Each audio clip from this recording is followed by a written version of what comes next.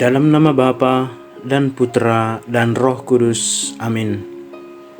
Tuhan beserta kita, sekarang dan selama-lamanya. Inilah Injil suci menurut Matius. Dimuliakanlah Tuhan. Matius bab 6 ayat 19 sampai 23. Janganlah kamu mengumpulkan harta di bumi ngengat dan karat merusakkannya, dan pencuri membongkar serta mencurinya. Tetapi kumpulkanlah bagimu harta di sorga. Di sorga ngengat dan karat tidak merusakkannya, dan pencuri tidak membongkar serta mencurinya. Karena di mana hartamu berada, di situ juga hatimu berada. Mata adalah pelita tubuh. Jika matamu baik, teranglah seluruh tubuhmu. Jika matamu jahat, gelaplah seluruh tubuhmu. Jadi, jika terang yang ada padamu gelap, betapa gelapnya kegelapan itu. Demikianlah sabda Tuhan. Terpujilah Kristus. Memperjuangkan harta yang kekal abadi. Saudara-saudari yang terkasih, kita tentu cukup sering mendengar ungkapan ini. Uang bukanlah segala-galanya, tetapi hampir segala-galanya membutuhkan uang. Atau, ada uang abang disayang, tidak ada uang abang pun melayang. Karena itulah semua orang rela bersusah payah untuk mencari uang dan menambah harta miliknya, sebab betapa pusingnya jika kita tidak memiliki uang. Ada banyak sekali kebutuhan hidup yang harus dipenuhi. Di sisi lain, kekayaan akan membuat seseorang dihormati oleh orang-orang di sekitarnya, didengarkan perkataannya, dan banyak orang mendekat padanya, bahkan menganggapnya sebagai keluarga. Sebaliknya, kita jarang melihat orang miskin dihormati, didengarkan, dan didekati oleh orang-orang di sekitarnya. Malahan orang-orang yang kurang mampu seringkali dipinggirkan dan tidak dianggap penting. Banyak orang miskin sulit mendapatkan keadilan dan bahkan sering mendapatkan penindasan. Sebenarnya, pada dasarnya tidak ada yang salah dengan memiliki banyak uang dan harta kekayaan. Tetapi banyak orang menjadi terjebak sendiri oleh harta duniawi itu. Ia lupa bahwa memiliki uang bukanlah tujuan akhir dari hidup ini.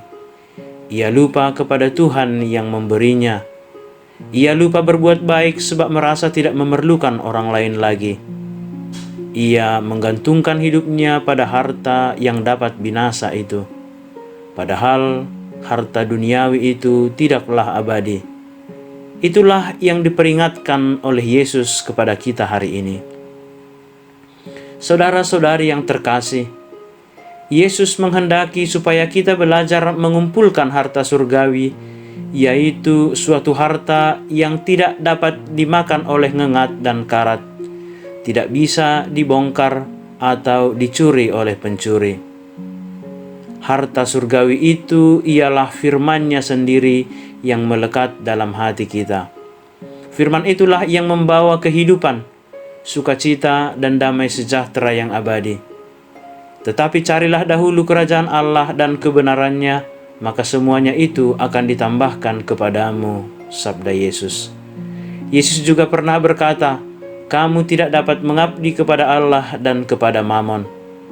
Sebab tidak seorang pun dapat mengabdi kepada dua tuan. Seseorang tidak dapat membagi kasih dan kesetiaannya kepada kedua tuannya itu.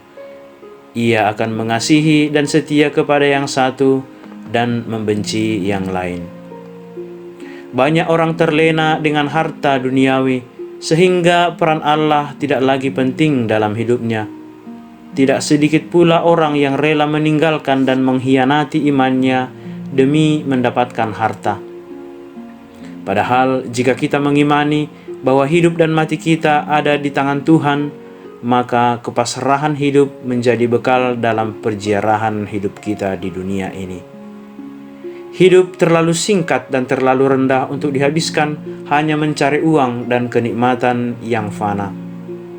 Hidup kita akan bermakna jika kita persembahkan kepada Tuhan.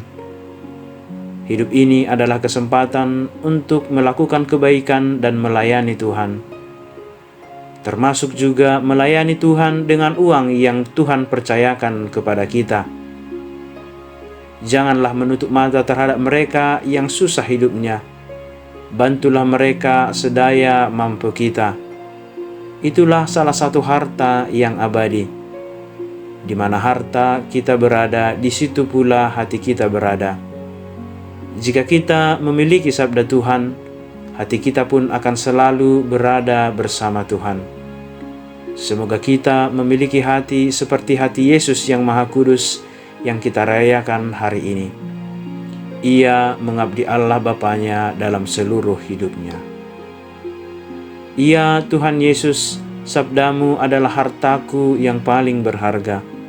Bantulah kami selalu hidup sesuai dengan sabdamu. Amin.